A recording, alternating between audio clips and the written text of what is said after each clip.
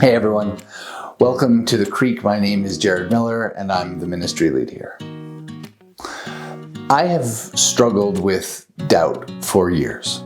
I grew up in the church. I grew up hearing the Bible's greatest hits, the stories of Abraham and God's great promise, of Moses and the burning bush, of Jacob and an angel, of Daniel and divine finger painting. I grew up hearing stories of people praying and their prayers getting answered, and I heard sermon illustrations where the exact right thing happened at just the right time, so it could not have been coincidence. I soaked in this idea for a long time, wondering whether it meant I was deficient or whether it meant my theology was wrong. It turned out I just hadn't been spending enough time reading the Hebrew Bible. Yeah, granted, the Hebrew Bible has some of the most grandiose accounts of God at work in the world around us, but it also has some of the most honest wrestling with doubt that has ever been written down, and some books that choose to leave God out of the picture almost entirely. Nehemiah is one of those. Now, don't get me wrong, if you're a person of faith, God's fingerprints are all over this story. But at a surface level, at face value, Nehemiah is a story about real-world, faithful living. It's a story of pragmatism, of determination, and of grit, of accomplishing huge projects and the realities of just dealing with difficult people. But it's also a story that begins with a prayer. Prayer is the foundation of choosing to live into the promises of God. It's the first step that Nehemiah takes because it is what recognizes that the key distinction between God and us, what makes us different, is that we are fundamentally people who have limits, where God is fundamentally limitless. Nehemiah's prayer recognizes that reality and instead of running away from it, chooses to put down roots in it. It's a strange reality of being human beings trying to be fully alive that we are, among many, many other things, a people in some kind of a relationship with the reason that there is something instead of nothing. Prayer is, if nothing else, an acknowledgement that we don't exist in a vacuum, that we have been invited to participate in life by the one who gives that life to us and gives that life meaning in us.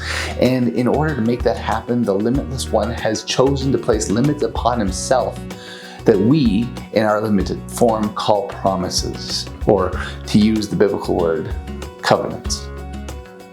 Prayer is about setting up shop in those moments, that calling those moments holy because they are where God becomes real for us, where he becomes not just an idea, but a stepping stone through history. And that relationship ultimately calls us to confess. Confession is not just admitting where we screwed up, but it's admitting what we believe to be true. Because by speaking it, we tell ourselves that story over and over again, and in doing so, we rewire our neural pathways and make that truth for us slightly more true today than it was yesterday, and more true tomorrow than it was today.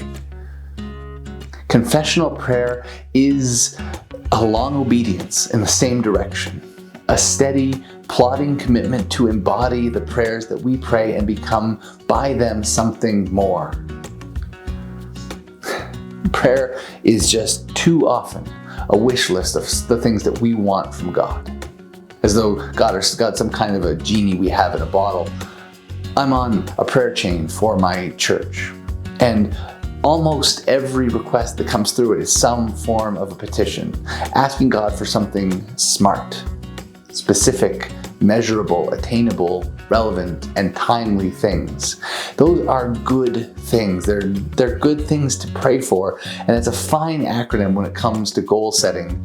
But Nehemiah reminds us that prayer should be more than that. If prayer is really a conversation with the prime mover of the universe, the one who made everything out of nothing, then why would we just set our sights on something that's smart? Nehemiah is reminding us that prayer is a posture of inviting God to recreate the world around us. to remake things as only God can do and as only God should do. Because he's the one who's limitless. Because Nehemiah is just the cupbearer to the king. But we'll get more into that next week. So for now, thank you so much for being with us.